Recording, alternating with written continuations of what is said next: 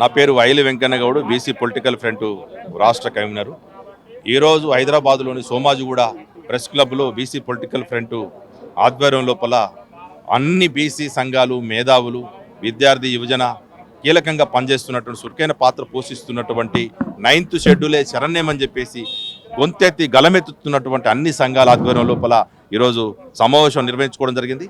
అందులో ప్రధానంగా ఏంటంటే 42% బీసీ రిజర్వేషన్ల సాధన సమితి అనేటువంటిది ఒక ఉమ్మడి ఐక్య వేదిక అని కూడా ఈరోజు ప్రకటించుకోవడం జరిగింది. ఈ ఐక్య వేదిక ఆధ్వర్యం లోపల ఈ నెల 24వ తారీఖు రోజు ఇందిరా పార్కులో పెద్ద ఎత్తున బీసీలందరితో ఆధ్వర్యం లోపల పెద్ద ఎత్తున ఒక నిరసన కార్యక్రమం మహాధర్నాకు కూడా పిలిపించడం జరిగింది.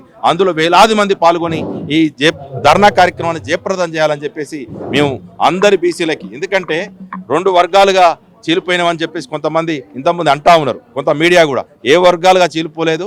కాంగ్రెస్ బీజేపీ ఆడుతున్నటువంటి నాటకంలో కొన్ని సంఘాలు పావులైతా ఉన్నాయి. వారు కూడా మా వాళ్ళే కాబట్టి ఏదో తుమ్ముతే ఊడిపోయే లాంటివి జీవోలు, రోజుకు కొన్ని వందల జీవోలు తీసుకొస్తా ఉన్నారు. ఈ జీవోలు ఆర్డినెన్స్ పేరుతోటి కోర్టులోకి పోవడం జరిగింది.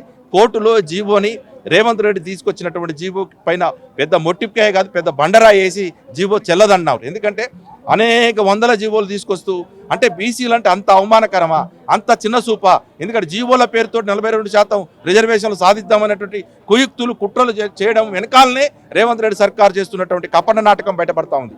బీసీల పట్ల మీకు చిత్తశుద్ధి లేదనేటువంటిది అభిప్రాయం మాకు అర్థమైంది. కాబట్టి మేము మీ ఆటలు సాగవని చెప్తా ఉన్నాం. ఎందుకంటే పక్కన తమిళనాడులో జరిగినట్టుగా రాజ్యాంగ సవరణ జరిగినప్పుడే బీసీలకు న్యాయం జరుగుతుంది. 9th షెడ్యూలే శరణం అని చెప్పేసి మా ఈశ్వరయ్య గారు, అదేవిధంగా మా బాలరాజు గారు, అదేవిధంగా చిరంజీవులు సార్ గారు ఎప్పటి నుండో కోరుతా ఉన్నారు. వాళ్ళు ప్రధానంగా ఏంటంటే ఈ 9th షెడ్యూల్లో చేర్చకుండా చట్టబద్ధత చేకూరదని చెప్పేసి మాకున్నటువంటి నిశ్చితాభిప్రాయం. సాధించేంత వరకు కూడా 42% రిజర్వేషన్లు సాధించేంత వరకు కూడా 90% ఉన్నటువంటి బీసీ, ఎస్సీ, ఎస్టీ మైనార్టీలు అందరం కూడా ముక్త కంఠంతో డిమాండ్ చేస్తూ ఉన్నాం. ఈ సాధించేంత వరకు కూడా ఐక్యంగానే ఉద్యమాలు చేస్తాం.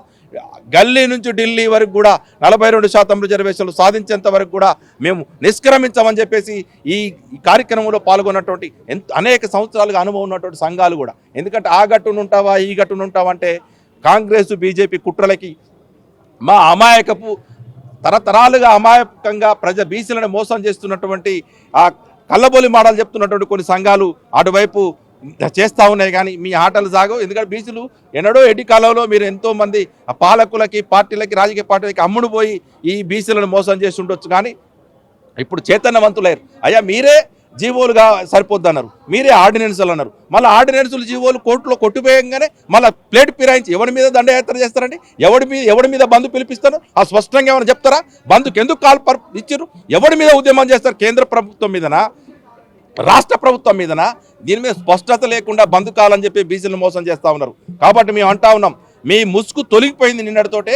ఆ ముసుగు పోయింది కాబట్టి రేవంత్ రెడ్డి ఇచ్చినటువంటి రేవంత్ రెడ్డి ముసుగులో తొలగిపోవడం జరిగింది, నరేంద్ర మోడీ ముసుగు తొలగిపోవడం జరిగింది. బీసీల పట్ల మీ 2 పార్టీలు మోసం చేస్తున్నాయి. ఆ మోసం చేసే కుట్రల్లో మీరు భాగస్వాములు కావద్దని చెప్పేసి చైతన్యం కలిగినటువంటి, ఒక చిత్తశుద్ధి కలిగినటువంటి బీసీ సంఘాలు, ఎస్సీ, ఎస్టీ మైనార్టీ సంఘాలు మనకు మద్దతు ఇస్తున్నాయి. కాబట్టి 42% సాధించేంత వరకు కూడా మేము నిద్రపోమని చెప్పేసి అందులో భాగంగానే ఇలాంటి కార్యక్రమాలు నిర్వహిస్తూ ఉన్నాం. రేపు 24వ తారీఖు రోజు జరగబోయేటువంటి మహాధర్నా ఇందిరా పార్క్ దగ్గర అన్ని సంఘాల ఆధ్వర్యంలో జరగబోయే మహాధర్నాలో కూడా జయప్రదం చేయాలని చెప్పేసి పిలుపునిస్తూ చలో.